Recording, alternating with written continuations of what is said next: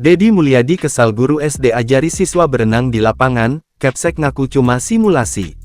Gubernur Jawa Barat, Dedi Mulyadi kembali mengungkap kekesalannya. Kali ini Dedi Mulyadi kesal melihat video siswa SD diajari renang di halaman sekolah. Kang Dedi mengatakan bahwa peristiwa ini tidak terjadi jika guru mengerti esensi pendidikan yang sebenarnya.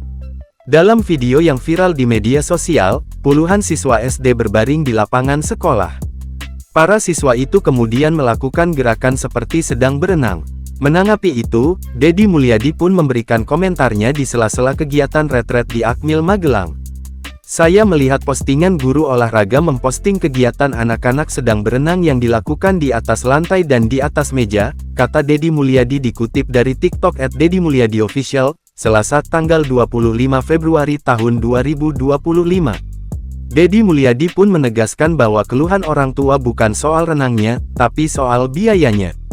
Saya sampaikan bahwa keluhan orang tua selama ini bukan mengeluhkan renangnya, tapi mengeluhkan kolektivitas pembelian tiket renang yang dikoordinatorkan oleh guru, yang bekerja sama dengan kolam renang, bebernya.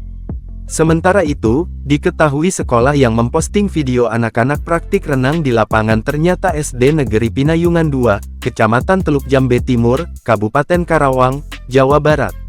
Kepala SD Negeri Pinayungan 2, Mimi Martiningsih membantah soal narasi yang beredar di media sosial.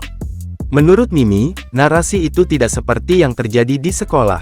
Sebab, kata dia, praktik renang tetap akan dilaksanakan di kolam renang, bukan di lapangan. Itu hanya simulasi saja, nanti praktiknya bukan di darat, di air.